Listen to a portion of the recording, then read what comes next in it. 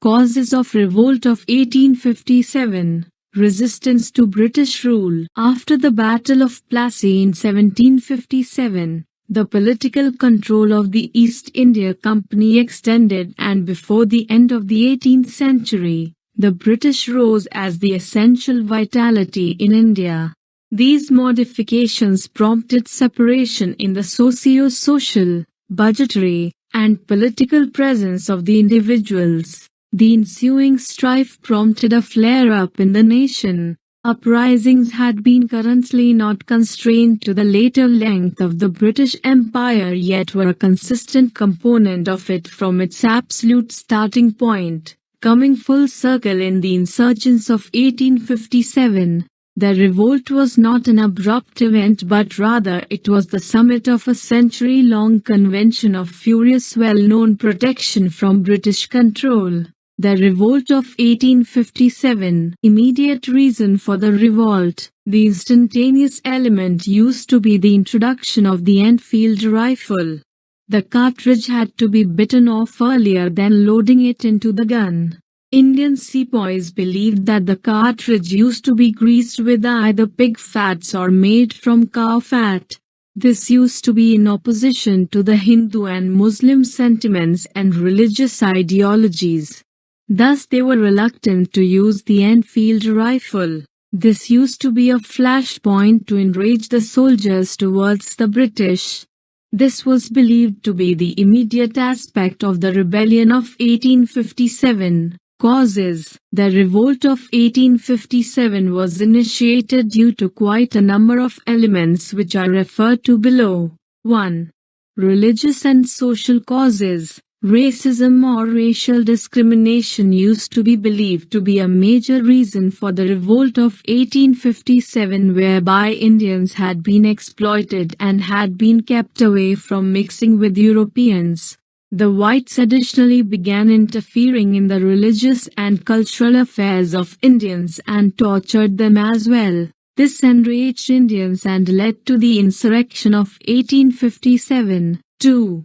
Political causes. The British growth had unjust policies that led to the loss of strength from the Nawabs and Zamindars dwelling at a number of places in India. The introduction of unfair policies like the policy of trade and commerce, the policy of indirect subordination, subsidiary alliance, the policy of war and annexation, the policy of direct subordination, doctrine of lapse, the policy of misgovernance, in which Awadh was annexed, noticeably hampered the interests of the rulers of the native states, and they one by one became victims of British expansionism. Therefore, these rulers, who misplaced their states to the British, had been naturally in opposition to the British and took aspects in opposition to them throughout the revolt. 3. Economic factors. There have been a number of reforms in the taxation and income gadget that affected the peasants heavily. The British government had imposed and added quite a number of administrative policies to enlarge their territory. Permanent settlement in Bengal, Mahalwadi contract in central India, Rayatwadi contract in southern India. These three settlements have been notably exploitative, and in particular, the permanent settlement had created a devastating impact. Thus the peasants had been substantially influenced to overthrow the British government from India and led to their active participation in the rebellion of 1857. 4. Military factors. The Indian soldiers went through a lot of torture through the British officials with respect to their salaries, pensions, promotions. Indians had been subjugated in the army whilst their European counterparts confronted no such discrimination. This aroused discontent and used to be a major military issue that resulted in the insurrection of 1857. 5. Vellore Mutiny. The Vellore Mutiny took place even before the revolt of 1857, 50 years before. It erupted on 10th of July 1806 in Vellore, present-day Tamil Nadu. and lasted only for a day. But it was brutal, and it was the first major mutiny by the Indian sepoys in the East India Company. Impact. The Revolt of 1857 shook the establishment of the British East India Company and uncovered their wastefulness in managing the Indian organization. The most significant impact was the presentation of the Government of India Act, which nullified the standard of British East India Company and denoted the beginning of British Raj, that gave powers in the possession of the British specialists to run India straightforwardly through delegates. 1. Administration of India Act, 1858. Under this act, the standard of the East India Company was annulled, and the British Parliament had assumed direct liability towards administering India. The East India Company came back to being only an exchanging association. 2. The job of the Governor-General turned out to be more articulated, and his profile was currently considered the Viceroy also. 3. The contrast between Governor-General and Viceroy was that the Viceroy would go about as the agent of the Queen, and the Governor-General was the delegate of the British Parliament, whose authority was limited to that of British India itself and not to the princely states. 4. The Board of Control, set up under the 1784 Pitt's India Act, was cancelled. Another service was made known as India House, headed by the Secretary of State for India, who was a clergyman of bureau rank. 5. There were 15 councils to the India House, who had a wide understanding of working in India. In this manner, the British Parliament was attempting to make an instrument to stay away from any further odds of revolt.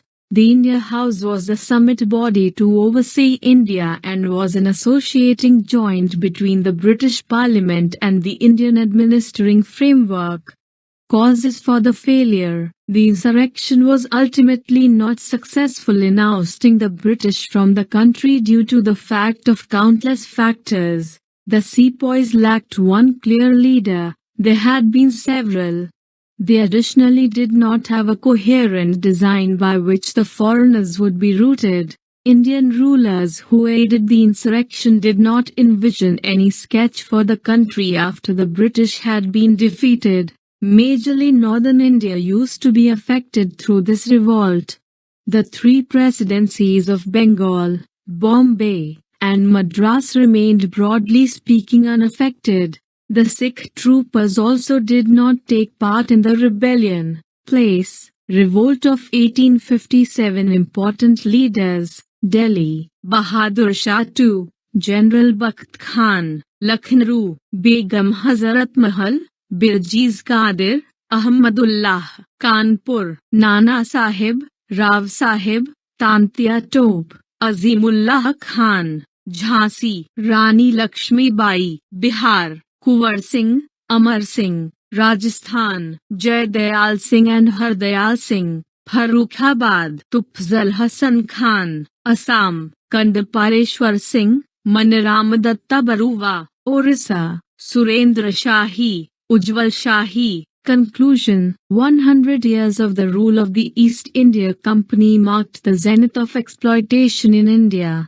This exploitation used to be in all directions. For example, social, economical, and political existence of Indians.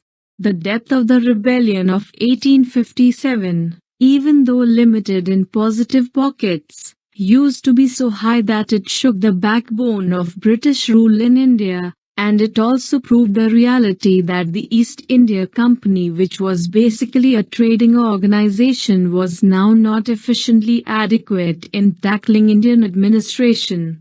The riot uncovered the hollowness of the company's rule in India.